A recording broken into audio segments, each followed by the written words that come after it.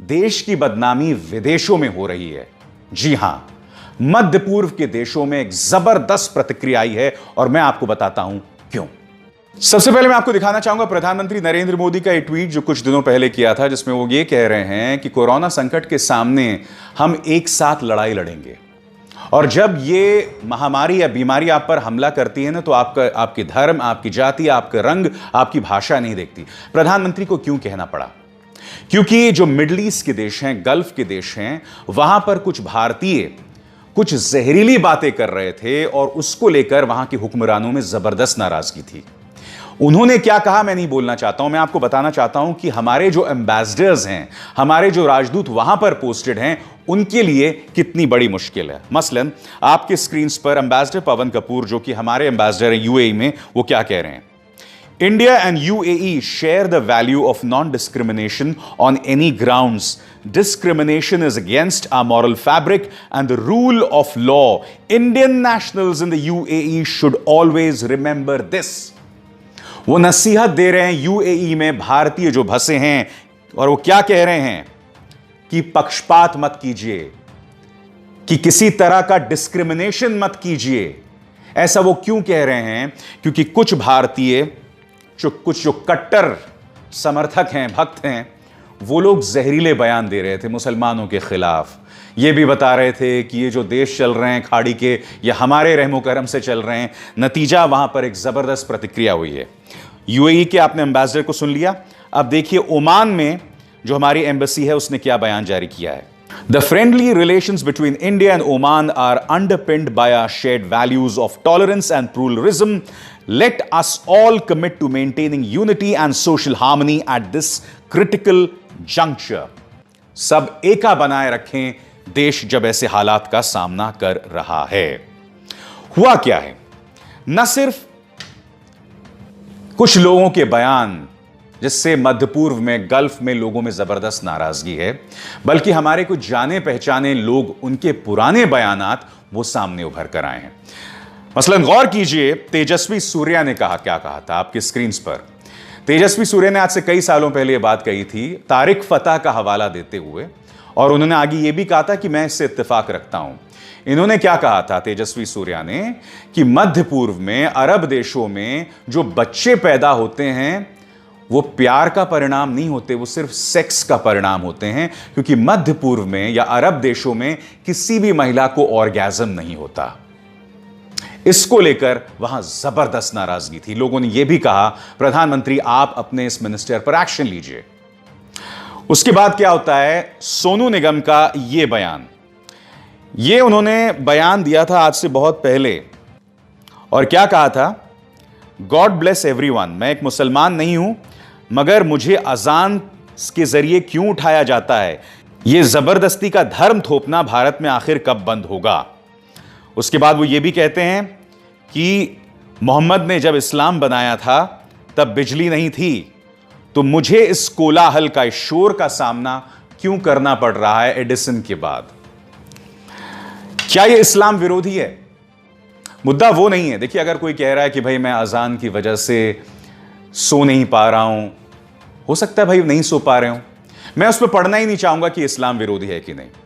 मगर आप जानते हैं इस वक्त सोनू निगम दुबई में है। अजीबोगरीब इत्तेफाक है, दुबई में है, और अब उनके पुराने ट्वीट्स डिस्कवर किए जा रहे हैं। अगर सोनू निगम को लगता ना कि ये संदेश जो है वो इस्लाम विरोधी नहीं है, मुझे नहीं लगता, मेरे पास कोई प्रतिक्रिया नहीं है कि इस्लाम विरोधी है भी या नहीं है। जैसे मैंने कहा ना कि अगर मेरे घर के साथ में कोई मंदिर है या मस्जिद है और उसकी वजह से मेरे घर में शोर हो रहा है, तो जाहिर सी बात है मैं कैसे सोऊंगा। मगर नतीजा क्या हुआ कि सोनू निगम ने क्या किया कि अपने ट्विटर अकाउंट को ही डिलीट कर दिया, क्योंकि वो इस वक्त कहां है? वो इस वक्त मौजूद हैं दुबई में, और दुबई में बैठकर आज वो ये भाईचारा का संदेश दे रहे हैं। कैसे? आप सुनिए। अस्सलाम वालेकुम, हेलो, नमस्कार, this is Sonu here, Sonu Nigam. किल आम व अंतुम बखैर। My friends, we are going through tumultuous times. Never in our wildest dreams did we ever imagine we'll be seeing such times. Coronavirus. I am right now in Dubai. My family is based in Dubai, so I'm connected to Dubai, and I feel for Dubai, and that's why I thought it is my duty to reach out to the people of United Arab Emirates. Sonu Nigam इस तरह की बातें 2014 से पहले नहीं किया करते थे। मुझे आपत्ति इस बात पर है दोस्तों, 2014 से पहले इस सरकार की कट्टर विचारधारा में खुद को एक्सेप्टेबल बनाने के लिए, खुद को स्वीकार्य बनाने के लिए मैंने कभी भी सोनू निगम के मुंह से इस तरह की बातें नहीं सुनी। आज ये सबक है ऐसे लोगों का कि जो बात आप अपने घर के अंदर बोल सकते हैं, हमेशा ध्यान रखिए, क्या वो सड़क पर भी उतर के आप कह सकते हैं? क्या आप अगली गली में भी उतर के आप ये बात कह सकते हैं? क्या अगले शहर में भी आप उतर के बात कह सकते हैं? क्या अगले राज्य में भी उतर के बात कह सकते हैं? क्या आप वही बात किसी और देश में भी जाकर कह सकते हैं सोनू निगम साहब? जी हां, आपको दुबई जाकर यह बात समझ आ गई कि मैं ये बातें दूसरे देशों में नहीं कह सकता, तो ऐसी बातें करनी ही क्यों? या तो अगर आपको लगता है कि आपने सही कहा है, मैंने आपको कसूरवार नहीं ठहराया आपके इस बयान के लिए। अगर आपको लगता है कि आपने सही कहा, तो आपने अपना ट्विटर अकाउंट क्यों डिलीट किया? बताइए। तो मैं जो आपको लगातार कह रहा हूं कि खाड़ी में इस वक्त लाखों भारतीय काम करते हैं। एक सर्वे के मुताबिक शायद 1 करोड़ से भी ज्यादा, हो सकता है ये आंकड़ा बहुत कम हो। आप सोचिए, जब इस तरह का जहर बीजेपी आईटी सेल फैलाएगी, तो हमारे उन भारतीयों को, जिनमें कई हिंदू भी हैं, जो बसे हुए हैं कतर में, ओमान में, यूएई में, सऊदी अरब में, उनके लिए कितनी मुश्किल हो जाएगी? बताइए ना। वहां तो डेमोक्रेसी भी नहीं है, वहां तो कोई सुनवाई भी नहीं है। आप सोचिए, जब आप इस तरह की जहरीली बातें करते हैं, मैंने कुछ 2 रुपए प्रति ट्वीट पर बिकने वाले बीजेपी आईटी सेल के कुछ लोग, वो लोग क्या कर रहे थे, उन्होंने अपने लोकेशन को जानबूझकर कुवैत या कोई मिडिल ईस्ट कंट्री कर दिया, और उसका मकसद ये था कि हम जानबूझकर अपने अकाउंट से जहरीली बातें करें मुसलमानों के बारे में, और फिर हमारी वहां शिकायत हो और वहां बेवजह का असमंजस फैले। आज मैं आपसे कहना चाहता हूं, आपके इस रवैये की वजह से हमारे भारतीय जो वहां बसे हैं, उनके लिए मुश्किलें पैदा हो रही हैं। और मैं ये बता दूं, जिन लोगों ने वो जहरीली बातें की थी, एक प्रीति है, एक सौरभ है, ये सब तो हिंदू है ना। इनसे जुड़े फैमिलीज हैं, इनसे जुड़े एम्प्लॉइज हैं। आपकी बेवकूफी की वजह से इनको दिक्कतें पेश आ रही हैं।